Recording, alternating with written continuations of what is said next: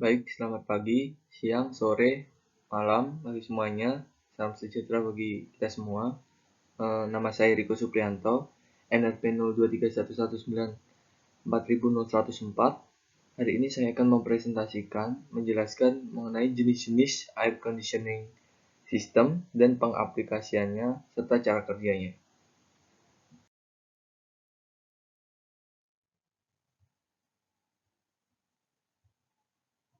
Baik, ini yang pertama, jenis-jenis dari air conditioning system ini ada 7 di slide saya.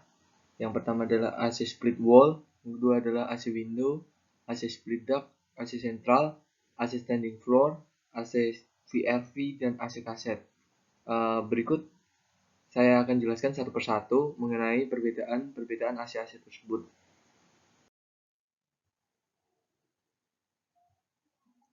Baik, yang pertama adalah AC split wall. AC split wall ini adalah AC yang ya seperti dapat dilihat di sebelah kiri. Ini contoh AC split wall. Dia memiliki kelebihan kekurangan bagian dari sistem kerja atau prinsip kerja. Yang pertama adalah saya akan menyebutkan kelebihan dan kekurangannya dahulu. Yang pertama, kelebihannya ini adalah AC split wall ini sendiri bisa dipasang pada ruangan yang tidak berhubungan dengan udara luar. Dan AC split wall ini tidak berisik. Kekurangannya adalah pada pembongkaran dan pemasangan pertama, ini membutuhkan tenaga yang cukup ahli dan harganya sangat mahal. Lalu bagiannya terdiri dari dua, dapat dilihat di slide. Yang pertama yang atas itu unit indoor dan yang bawah unit outdoor. Pada unit indoor sendiri itu ada evaporator, lalu pada unit outdoor sendiri ada kompresor dan kondenser. Untuk prinsip kerjanya adalah pada unit indoor evaporator terjadi penyerapan panas lalu dibuang melalui unit outdoor. Caranya gimana? Pada kompresor terjadi pemumpaan panas dan pada kondenser terjadi pelepasan panas.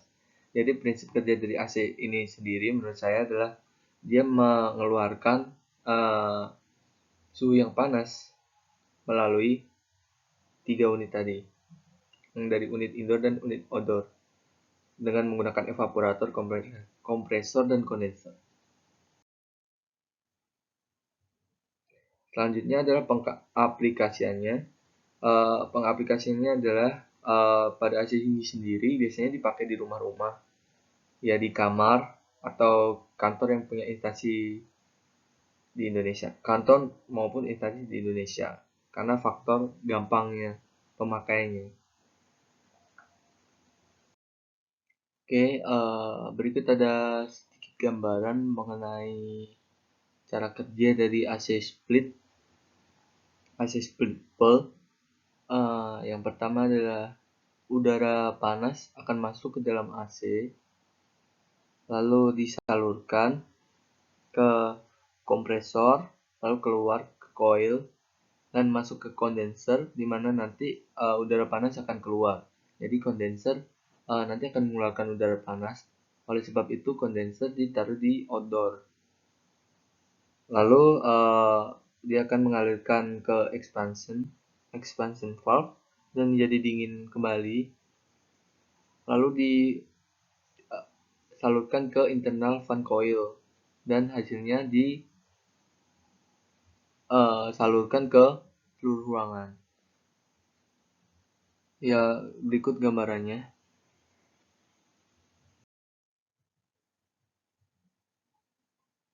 Ya, yang kedua adalah AC window. Berikut adalah contoh AC window sebelah kiri. Di dalam AC window sendiri, bagiannya terdiri dari satu bagian unit saja. Jadi hanya indoor saja. Bagian kontrol dan lain-lain sudah berhubungan langsung dengan AC ini. Kekurangannya adalah dia tidak praktis dan kapasitasnya kecil, sehingga daya yang dipakai itu boros dan area yang bisa didinginkan itu sedikit, tidak terlalu luas. Selanjutnya adalah pengaplikasiannya. Dia biasanya dipakai di acara-acara hajatan atau acara luar ruangan. Tapi pada era ini dia mulai tidak dipakai karena dianggap kurang efisien. Prinsip kerjanya adalah hampir sama dengan prinsip kerja AC yang lain, hanya saja beda penempatan kompresornya. Kalau kompresornya ini dijadikan satu dengan komponen-komponen lainnya. Oke, yang berikutnya adalah AC split duct.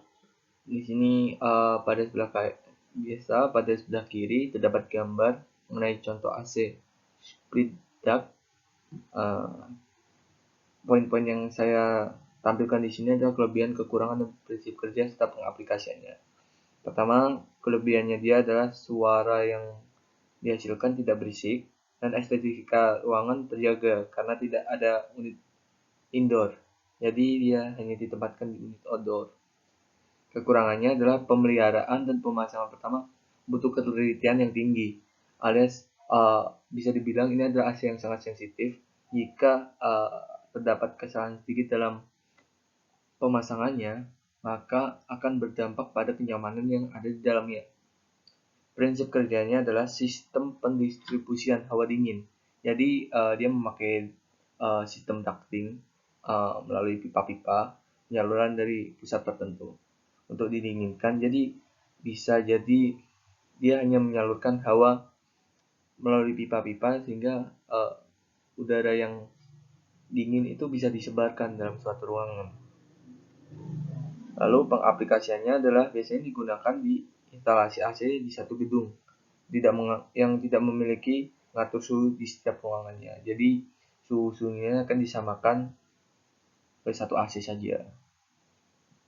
Oke, yang berikutnya adalah AC sentral. Dapat dilihat di sebelah kiri, berikut contoh gambarnya. Yang pertama adalah prinsip kerja. Prinsip kerja AC sentral ini adalah mendinginkan udara yang berada di ruangan, lalu dialirkan ke dalam ruangan. Hanya sirkulasi untuk mendinginkan udara saja dari plan. Jadi prinsipnya AC sentral ini adalah dia tuh proses pendinginannya ada di satu pusat saja, tapi dia disalurkan lewat banyak pipa. Sirkulasi pendinginannya hanya ada satu di luar, di outdoor. Jadi sisanya hanya lebih ke menyalurkan saja. Lalu yang berikutnya adalah pengaplikasiannya. Biasanya diaplikasikan AC seperti ini biasanya diaplikasikan di hotel atau mall. Ya, ini ada sedikit gambaran mengenai cara kerja dari AC sentral atau AHU. Yang pertama adalah masuknya kerja ke dalam kompresor, lalu kompresor tersebut mengalirkan hawa panas ke kondenser, dan kondenser mengalirkan hawa panas ke expansion valve, di mana expansion valve ini nanti suhunya sudah mulai dingin. Dan dapat kita lihat di AHU ini sebenarnya ada namanya chiller, itu digunakan khusus untuk dia itu mengalirkan udara panas keluar dan digantikan menjadi udara dingin, dan itu terjadi pada evaporator ini. Lalu setelah keluar dari evaporator kembali lagi ke kompresor dalam udara dingin lagi, dan udara pada evaporator ini nanti akan menjadi dingin, temperaturnya suhunya rendah. Berikutnya adalah AC standing floor. Berikut gambar contoh AC standing floor. Kelebihan dari AC ini dapat dilihat pada gambar. Dia mudah dipindahkan dan sangat praktis dan dapat dioperasikan dengan remote. Bagian pada AC ini hanya terdiri dari satu unit saja, yaitu unit indoor. Untuk prinsip kerjanya hampir sama dengan prinsip kerja air conditioner yang lain, namun bentuknya berbeda. Dan cara pendinginannya adalah dengan menggunakan air. Air diubah menjadi udara, di mana udara tersebut akan menjadi sumber dingin, lalu disalurkan ke ruangan. Nanti pada bagian penyalurannya akan ada satu mesin turbo untuk mengalirkan udara tersebut agar tersebar ke ruangan secara merata. Prinsipnya hampir mirip seperti kipas, tapi berbeda sebenarnya. Bukan hanya dia dialirkan dengan air, tapi dia harus mendinginkan dulu, ada proses coolingnya, baru disalurkan. Jadi tidak sama dengan prinsip kipas angin, yang hanya mempercepat aliran saja. Untuk pengaplikasiannya biasanya dipakai di acara-acara seperti ulang tahun, perkawinan, dan hajatan. Oke, yang berikutnya adalah AC VRV. AC VRV dapat dilihat gambarnya pada sebelah kiri. Prinsip kerja AC VRV sendiri yaitu sebelumnya saya jelaskan VRV itu apa. VRV itu adalah variabel refrigeran volume yang merupakan sistem kerja refrigeran yang berubah-ubah, itu tidak tetap atau konstan, sesuai dengan nanti kondisinya seperti apa. Pada AC VRV ini sendiri, dia juga dilengkapi oleh CPU agar dapat menetapkan jadwal dan temperatur pada ruangan tertentu. Jadi dia sudah diberi istilahnya diberi otak di dalamnya supaya dia pada jadwal sekian dia bisa mengubah temperaturnya harus sekian, dan pada jadwal sekian temperaturnya harus sekian. Lalu bagiannya juga terdapat dua bagian di sini. Yang satu indoor, bisa dua atau lebih, namun ordernya satu di sini. Dan keunggulannya ramah lingkungan, perawatan lebih mudah, dan hemat listrik. Untuk pengaplikasiannya biasanya digunakan di bangunan-bangunan bertingkat dan berkapasitas besar. Oke, yang terakhir adalah AC KCT. Dapat dilihat bentuknya seperti pada gambar di kiri. Prinsip kerja dan cara pemasangan. Yang pertama adalah prinsip kerja dan cara pemasangannya adalah jenis AC ini indoornya menempel pada plafon. Dapat dilihat itu dia desainnya didesain untuk dipasang di atas. Lalu ukurannya mulai dari 1,5 PK sampai 6 PK. Nah, ukuran tersebut berpengaruh pada luasnya hawa dingin yang dapat dia pengaruhi. Jadi cukup besar, kira-kira 1,5 sampai 6 ini. Yang kedua adalah cara pemasangannya, itu memerlukan keahlian khusus, jadi nggak sembarang orang bisa.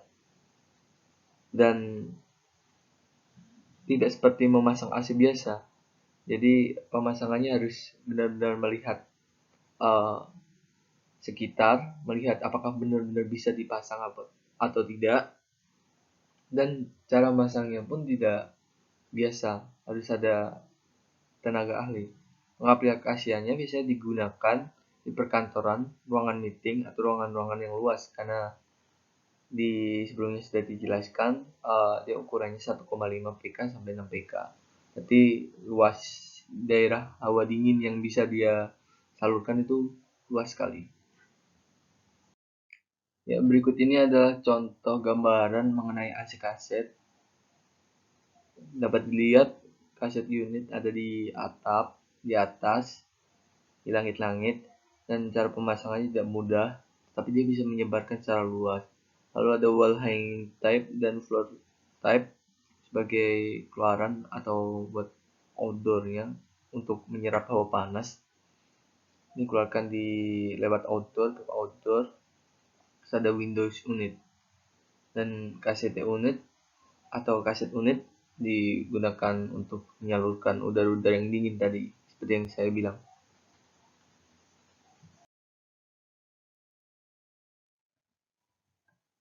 Mungkin dari saya cukup sekian. Apabila ada kesalahan kata dan kesalahan penyampaian dalam menyampaikan materi ini, saya minta maaf. Apabila ada pertanyaan mungkin bisa ditanyakan. Ini dari saya cukup sekian dan terima kasih.